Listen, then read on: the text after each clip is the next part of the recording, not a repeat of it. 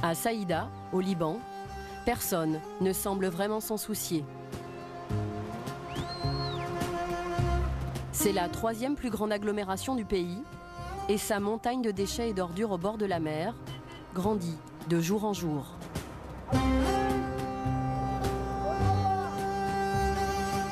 De la route, on ne voit qu'elle.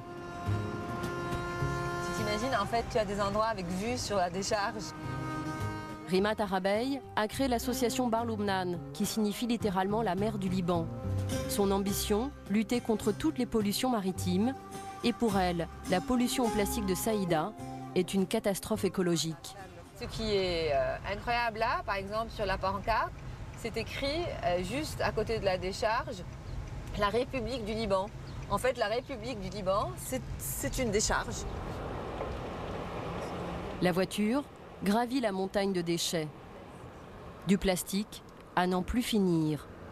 Cette décharge municipale vieille de 40 ans et haute comme un immeuble de 7 étages. À son sommet, l'odeur est insoutenable. On aurait dû prendre des masques. La décharge surplombe la Méditerranée. Rimat Arabey interpelle le gardien du dépotoir qui travaille là depuis plus de 20 ans. Bonjour. Bonjour. Bonjour. Bonjour. Comment vous supportez l'odeur de la décharge sans porter de masque? On s'habitue. Combien de camions viennent décharger leurs ordures? Je les enregistre tous les jours sur mon registre, c'est aux alentours de 40 ou 50 camions. Les camions se succèdent sans interruption. Ce sont plus de 120 tonnes de déchets ménagers qui viennent chaque jour grossir la décharge. Ces détritus sont ensuite partiellement recouverts de terre pour les ensevelir. C'est ainsi qu'une première montagne de déchets s'est bâtie à partir des années 70. Aujourd'hui, une autre est en train de pousser à côté. Là-bas, c'est 35 ans, à peu près 35-40 ans, et celui-là, ça fait juste 2 ans que c'est devenu comme ça. Il y a donc de plus en plus de déchets si c'est devenu comme ça en seulement 2 ans? Oui, mais cette montagne est beaucoup plus petite que l'autre. Mais elle est grande tout de même. C'est normal, il y a de plus en plus d'habitants. Rimat Arabey se bat pour que cette décharge ferme, car à la moindre intempérie, des tonnes de plastique se déversent dans la mer. Mais le gardien de la décharge tente de dédramatiser la situation. Les déchets tombent dans la mer? Non, c'est seulement de la terre qui tombe. Mais quand il y a des tempêtes? Ah, là, la mer récupère ce qui est en bas. Ça pollue d'une manière catastrophique le littoral et la Méditerranée. Et en plus, il y a des matières, donc à la rigueur, si c'est que des matières organiques qui sont déversées, elles vont à un certain moment se dissoudre dans la mer. Mais il y a énormément de plastique et qui va rester. Parce que c'est des décharges qui sont au Liban, mais qui polluent toute la Méditerranée. C'est-à-dire qu'on n'est pas seulement concerné, il n'y a pas que la côte libanaise. Chaque jour, une quarantaine de chiffonniers ramassent une petite partie de ces déchets plastiques pour les revendre. Ces hommes viennent pour la plupart d'un camp de réfugiés palestiniens situé non loin de là. C'est le cas d'Ahmed, qui vit de ces détritus depuis 12 ans. Qu'est-ce que vous cherchez ici? Du plastique ou des canettes. Il y a beaucoup de plastique? Ça dépend, si Dieu est généreux. À combien vous vendez le plastique? Je le vends 15 centimes d'euros le kilo. Et vous gagnez combien par jour? Je gagne entre 5 et 7 euros. Ahmed et ses compagnons d'infortune ne viendront jamais à bout de la montagne. Pourtant, la solution se trouve juste en face. À quelques centaines de mètres de là, une déchetterie flambant neuve, mais qui ne fonctionne pas. Pour comprendre cette situation, Rimat Arabey a rendez-vous avec un ancien élu de la ville de Saïda. Walid Osseran, en tête de cortège, l'emmène visiter cette déchetterie fantôme qui le scandalise depuis tant d'années. C'est vide. C'est la première fois que je vois l'intérieur, vous savez. Ah oui? Ici, l'usine, elle fonctionne? Non, pas encore. Soudain, le responsable de l'usine arrive. Il ne semble pas satisfait de notre présence. Je vous en prie. Vous n'avez pas une permission de faire des photos dedans. Hein? Non mais votre attitude montre comme si vous étiez en train de cacher quelque chose et c'est ridicule. Non, pas du tout, pas du tout. Cette attitude-là montre que vous cachez. Le directeur de l'usine finit par accepter de leur faire visiter la salle principale dévolue au tri des déchets. C'est hallucinant. Cette déchetterie, dont la construction a commencé en 2003, a coûté 28 millions d'euros, en partie financée par des fonds d'Arabie Saoudite. Il reste encore des traces, des tests qui ont été effectués, mais pas un déchet à l'horizon. À la vue de cet équipement neuf, Walid Serran et Rimat Arabey sont désabusés. C'est malheureux que depuis 2009, cette usine ne fonctionne pas et qu'on ait une décharge à quelques mètres d'ici qui est en train de pourrir l'océan, enfin la Méditerranée et de rendre la vie insupportable pour les citoyens avec des odeurs nauséabondes. Je veux dire, c'est vraiment catastrophique. Pourquoi l'usine ne fonctionne pas? Laissons ainsi grossir la montagne de déchets de Saïda. C'est à la mairie que Rimat Arabey va enfin connaître la raison. Le premier adjoint au maire, Ibrahim Zat, a accepté de la recevoir. Bonjour. Avec toute son équipe. Bonjour. Rimat Arabey de la Fondation La Mer du Liban. Bonjour. Ibrahim Zat, comment allez-vous? Élu depuis 1 an, il n'a toujours pas réglé le problème de la déchetterie, hérité de ses prédécesseurs. L'ancienne équipe municipale avait le même problème avec l'usine. Hein? Oui, l'usine était prête et il leur demandait de commencer à travailler. Pourquoi l'ancien maire n'a pas pu faire fonctionner l'usine? En fait, ils n'y sont pas arrivés. Et pourquoi la mairie n'a pas réussi à s'entendre avec l'usine? Parce que l'usine n'a pas pu s'engager sur les conditions de prix proposées par la mairie. La situation est donc au point mort parce que la mairie et l'usine de traitement de déchets sont incapables de se mettre d'accord sur le prix de la tonne de détritus. Ibrahim Zat prend cette affaire avec beaucoup de fatalisme. L'usine devrait fonctionner depuis longtemps. Depuis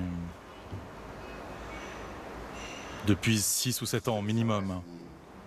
Et qu'est-ce que vous pensez de cette situation? Ça va finir par fonctionner. Nous n'avons pas d'autre solution que ça marche. C'est juste à cause d'une histoire de prix en fait. Malheureusement, oui.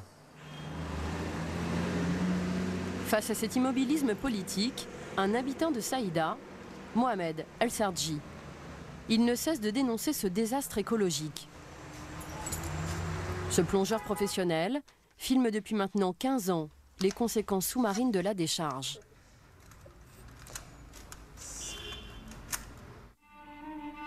Ces images ont été tournées au lendemain d'une tempête. Les déchets se sont effondrés dans la Méditerranée. Le plongeur qui l'accompagne évolue dans une mer de plastique. Mais Mohamed a découvert au fil de ses plongées un phénomène encore plus inquiétant. À quelques centaines de mètres de la décharge Saïda, une autre décharge sous-marine s'est reconstituée.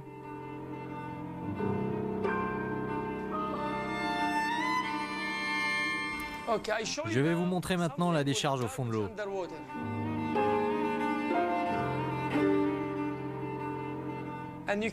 Comme vous pouvez le voir, je nage au-dessus de la décharge et vous pouvez nager comme ça pendant 10 minutes dans n'importe quelle direction. Vous serez toujours au-dessus des déchets. Regardez ça, c'est une jungle. C'est un spectacle immonde fait de déchets. Regardez comme ces déchets sont imbriqués, on dirait un seul tapis. Tous ces déchets sous-marins ont fini par polluer la vie de centaines de Libanais. À Sarafand, un port au sud de Saïda, Mohamed El Sardji embarque sur le bateau d'Hassan, un pêcheur. Ça va mon cher? Il remonte vers le dépotoir. Mohamed se souvient de cette côte, il y a 40 ans de cela. Quand j'étais petit, je venais nager ici. La plage faisait 150 mètres de long. Pour le plongeur, cette décharge sur la mer n'est pas qu'un désastre pour le Liban, c'est une catastrophe pour toute la Méditerranée. L'État chypriote a porté plainte contre le Liban car les déchets de Saïda arrivaient jusqu'à ces plages. Le problème de la décharge de Saïda, c'est que ces déchets se promènent dans toute la Méditerranée. Avec les courants qui viennent de Gibraltar, ils vont vers la Turquie, la Grèce, même vers l'Italie. De retour au port, Mohamed retrouve d'autres marins. Dans la région, ils sont 900 à vivre de la pêche. Alors la pêche a été bonne aujourd'hui? Les 3 hommes débarquent leur maigre capture, le fruit d'une journée de travail.